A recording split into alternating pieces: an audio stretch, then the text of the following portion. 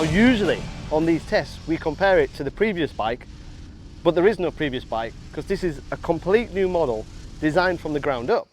And before you go, it's just a Himalayan in a different dress or a different code, it's not. Alongside each other, but just sharing the same 450 Sherpa single cylinder engine. Everything else was completely different. These are two completely different bikes designed at the same time.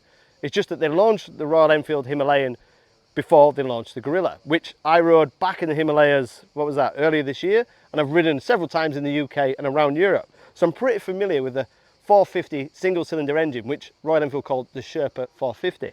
So it's exactly the same power and torque as the Royal Enfield Himalayan because they share the same engine. So that's 39.5 horsepower, 8,000 RPM, 40 Newton meters of torque at just over 5,500 RPM off the top of my head.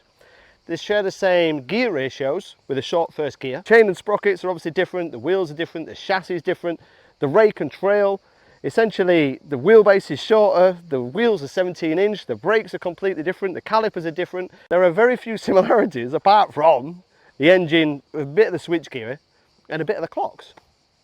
So what we essentially have is a entry-level A2 compliant street bike from Royal Enfield in these very bold and dramatic colours.